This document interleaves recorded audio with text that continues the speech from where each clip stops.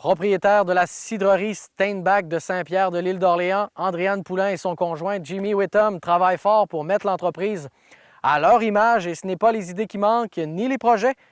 Comme nous l'explique dans cette entrevue, Andréane Poulain rencontrée au domaine Steinbach. Andréane, comment vont les affaires à la cidrerie Steinbach depuis 2 ans?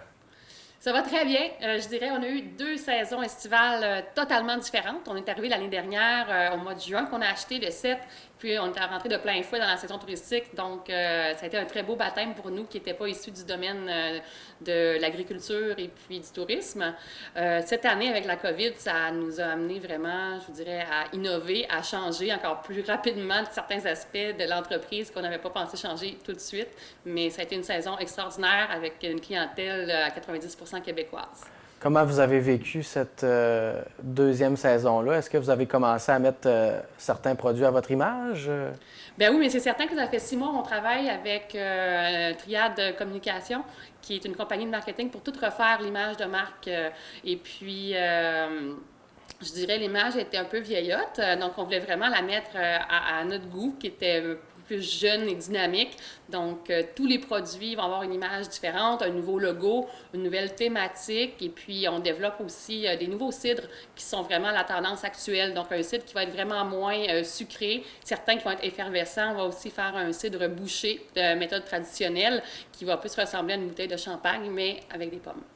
Toujours dans l'optique d'améliorer l'expérience de la clientèle, des gens qui viennent ici là, à la cidrerie? Oui, tout à fait, parce que la demande est là. Les gens, ils veulent vraiment aller avec des cidres un peu plus type bière, des cidres qui sont moins alcoolisés. C'est plus santé aussi, veut pas. Donc, on va vraiment se lancer pour suivre la tendance. Puis en plus, les cidres en ce moment, c'est la mode. Ça fait 2 ans que c'est en pleine effervescence. Ça montre que les gens veulent connaître ça autant que le vin, là, je dirais. Puis la tendance est au cidre sec. Tu me disais tout à l'heure, c'est ça que les gens recherchent principalement? Oui, mais plus sec, parce que les cidres à la base québécois, on les faisait toujours très sucrés et alcoolisés. Mais maintenant, les gens ont une tendance, je dirais, un retour aux sources. Les sources du cidre, c'est la Normandie, c'est des cidres bouchés qui vont être un peu plus entre 5 et 7 et beaucoup plus secs. Donc, on va vraiment se rapprocher des bases du cidre et non Donc, du cidre de glace, tout en continuant ce produit-là qui est extraordinaire et typiquement québécois, là. ça, c'est vraiment le produit de niche de l'entreprise, mais en parallèle, est-ce qu'on continue à travailler sur le développement de certains produits, des à côté, pour rendre l'expérience des gens encore plus agréable? Ben oui, c'est certain. Là, on a une grosse surprise à annoncer.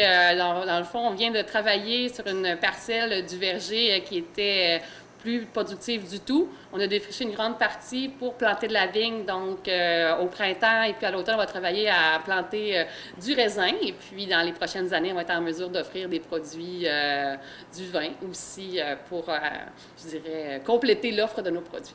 Parce que la gestion du site en soi aussi, ça représente un important défi pour vous. Oui, tout à fait. C'est vraiment un gros défi. Dans le fond, nous, on a 16 hectares de terrain. Il y avait 5 hectares de pommiers, mais je dirais qu'ils étaient vraiment laissés au naturel. Donc, nous, on veut continuer l'optique d'être biologique, sans certification pour le moment, mais ça va venir. Donc, on ne veut pas utiliser aucun pesticide autant dans les vignes que dans les pommes. Puis, donc ça va vraiment être notre côté bio. Et on veut aussi vraiment travailler le verger, aller le tailler pour avoir un maximum de productivité et puis avoir des belles grosses pommes aussi pour le jus. On veut aussi planter certains cultivars de pommes qui sont plus des pommes à cidre comme en Normandie. Donc des pommes qui ne sont pas à croquer, qui sont un peu plus amères mais qui vont vraiment avoir plus de goût là, pour donner un produit final très intéressant. Puis on le voit ici, vous êtes une entreprise familiale. Est-ce que tout le monde met la main à la pâte? Est-ce Ben que tout le monde oui! s'implique? Ben oui, je dirais, autant moi et mon conjoint, là, on se complète énormément sur le travail dans le domaine, mais nos enfants sont tout le temps à travailler avec nous à la cueillette. C'est eux qui vont cueillir, c'est eux qui vont trier les pommes, les laver avec nous. Donc, tout le monde met la main à la pâte pour accomplir ce beau travail-là. Puis en ce moment, on est dans l'entre-saison. Comment on prépare justement la prochaine saison actuellement? Bien là, on vient tout juste de finir de presser nos pommes. Donc là, tous les produits, les nouveaux sites sont en fermentation. Donc notre nouveau site bouché s'en vient. Puis d'autres petits secrets aussi pour cet été, des nouvelles surprises. Donc là, qu'est-ce que ça vient dans 2 semaines environ, 3 semaines? On va aller embouteiller, on va aller poser des étiquettes avec notre nouveau branding et puis préparer notre cidre type champenois là, pour sa fermentation en bouteille. Puis ces nouveaux produits-là, on va pouvoir les goûter à partir de quand? Je dirais au printemps, ils vont être disponibles. Puis, qu'est-ce qui va être très plaisant, c'est que nous, on a décidé de commencer à vendre à l'extérieur du domaine. Donc, on va vraiment aller augmenter notre production annuelle de bouteilles pour pouvoir aller vendre dans certains marchés à l'extérieur. Parce qu'on se le fait beaucoup demander. Oui, on a développé un site de vente en ligne, mais je pense que les gens aimeraient beaucoup nous voir dans des marchés comme Jean Talon à Montréal ou dans certaines épiceries fines comme des IGA ou des épiceries spécialisées là, en bière aussi pour vendre nos cidres et nos confitures. Donc, vous avez vraiment des projets pour ouvrir de nouvelles parts de marché? Oui, tout à fait, mais je pense que c'est ça, le but, c'est de nous faire connaître partout au Québec, là, puis avoir continué la belle réputation que M. Steinbach avait donnée là, au domaine depuis 20 ans quand même. Oui, puis la meilleure façon de vivre votre entreprise, c'est de venir ici directement sur place. Est-ce que vous développez aussi l'aspect du côté de la dégustation de vos produits ici? Ben oui, mais je dirais venir au domaine, c'est une expérience en soi parce que on est à l'île d'Orléans.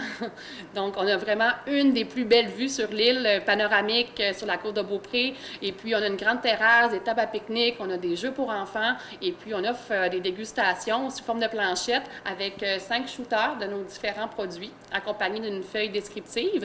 Donc, on peut savoir vraiment qu'est-ce qu'on boit à chaque fois. Puis, par après, là, on peut choisir quelle bouteille on achète qu'on a préférée.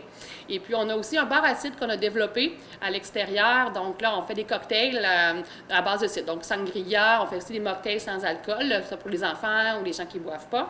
On a aussi des slushs au cidre, qui est très différent de tous les autres produits, et une slush aux pommes. Puis, on a développé, aussi en même temps que la COVID, je dirais, ce printemps, une offre aussi de restauration. Donc, c'est très simple, mais fait à base de nos produits maison. Panini au canard confit, on fait aussi aux rillettes de porc, on fait des assiettes de charcuterie pour accompagner nos différents cidres là, en terrasse. Là. Mais ça va encore se bonifier l'année prochaine. En tant qu'entrepreneur, ça vous amène vraiment à plancher à différents niveaux, à vous dépasser. Il faut être quand même polyvalent en tant qu'entrepreneur dans une entreprise touristique. Oui, je vous dirais, mais c'est ça qui est vraiment plaisant parce que moi, je me voyais pas non plus être dans un bureau 7 jours sur 7 à faire toujours la même tâche. Ici, avec autant le volet agriculture, le volet verger, le volet transformation alcoolique, ça nous donne vraiment l'opportunité de se dépasser dans tous les domaines et puis d'en apprendre aussi. Donc, puis il ne faut pas oublier aussi notre volet gîte. On a quand même un gîte de 4 chambres dans une maison de 300 ans. Pour accueillir des visiteurs. Oui, tout à fait. Donc, c'est ça, c'est dans une maison de 300 ans et puis ça accueille, je dirais, des visiteurs de partout. Vraiment un charme qu'on a conservé là, ancestral là, à souhait. Et puis, toutes les salles de bain privées. Et puis, on a une belle grande terrasse que les gens peuvent profiter aussi en soirée. Donc, c'est vraiment un travail à l'année, de tous les instants? Hein? Oui, mais c'est ce qu'on aime. On n'aime pas ça, des moments tranquilles. On aime ça innover, on aime ça travailler. Puis, on veut que notre clientèle soit satisfaite de nos produits. Hey, merci beaucoup pour l'entrevue d'aujourd'hui, Andréane. Bien, ça me fait plaisir. Merci beaucoup.